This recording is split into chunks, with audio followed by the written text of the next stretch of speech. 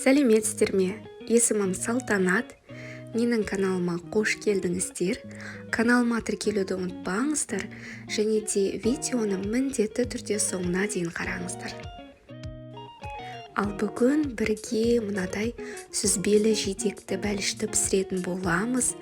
Сіздерге міндетті түрде ұнайды, оған 100% кепілдік беремін.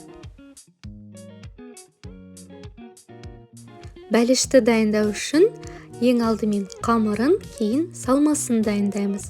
Қамырына бізге ұн, салқын сары май, қант, қопсытқыш және жұмыртқа қажет. Салмасына сүзбе, яғни творог, қаймақ, қант, жүгері крахмалы және жұмыртқа қажет. Салмасын езгілеу үшін осындай блендерді қолданамыз. Бәлішті пісіруге мен диаметрі 21 сантиметрлік дөңгелек форма қолданамын. Міндетті түрде таразы қажет болады. Ең алдымен ұнымызға қопсытқыш қосамыз. Бізге 7 грамм қажет. Қопсытқыш дұрыс өлшену үшін таразыны обнулять етпейміз.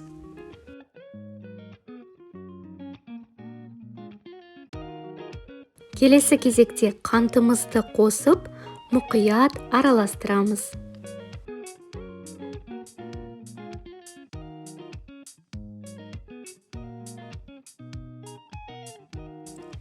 Үстіне салқын тоңазытқыштан шыққан сары майды қосамыз. Құрғақ ингредиенттер мен сары майды осылай қолымызбен крошка болғанша араластырамыз. Мейлінше тезірек жасауға тырысыңыз, май еріп кетпеу керек. Осындай бір келкі крошка пайда болуы қажет. Енді оның үстіне жұмыртқамызды салып, силиконды күрекшемен араластырамыз.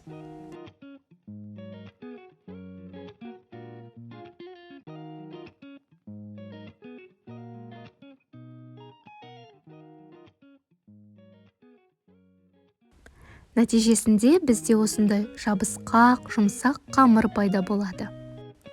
Оны формамызға бір келкі етіп жайғастыруымыз қажет. Қамырымыз өте жабысқақ болғандықтан ұнның көмегі қажет болады.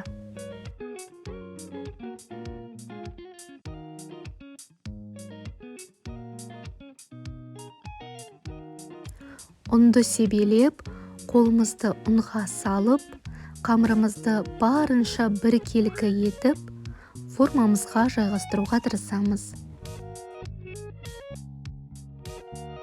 Қамырымыздың осындай жұмсақ болуының нәтижесінде пісіп шыққан бәліштің де қамыры нәзік, ауызда еритін жұмсақ болып шығады.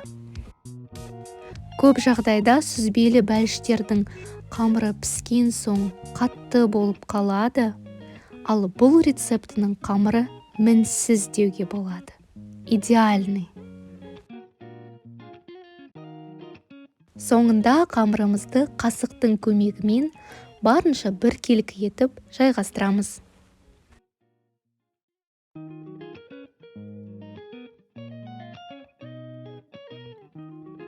Бәліштің негізі дайын, енді салмасына кірісеміз. Сүзбеге қант, жұмыртқа, қаймақ, жүгері крахмалын қосамыз. Жүгері крахмалының орнына ұн қолдансаңыз болады.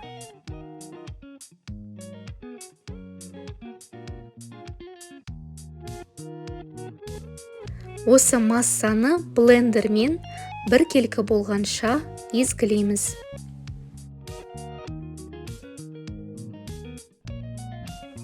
Менің ең сүйікті сәтіме де келіп жеттік. Салмамызды қамырымызға бір келкі етіп орналастырамыз. Үстіне жидектерді қоямыз.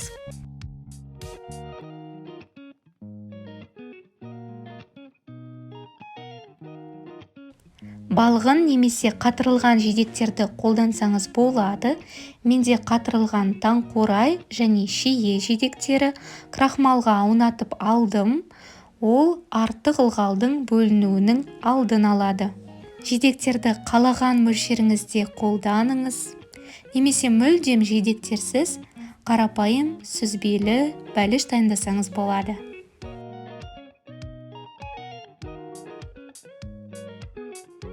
Сонымен қатар қарақат жидектері бұл бәлішке өте жақсы үйлеседі. Бәлішімізді 175-180 градуста шамамен 40 минут қызарғанша пісіреміз.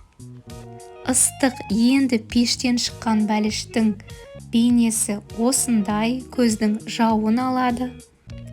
Қазір кесіп көрсететін боламын. Шын мәнінде бұл бәлішті жеген де арманда, жемеген де арманда. Қонақтарға дайындасаңыз болады. Сізден міндетті түрде рецепт сұрайды. Барлығына ұнайды. Дайындап көріңіздер.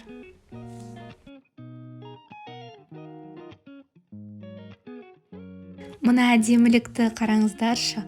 Қамырының жұмсақтығы, жидектердің сәл қышқылдығы, сүзбелі салмасының нәзіктігі, барлығы 100% мінсіз үйлесім тапқан бәліш.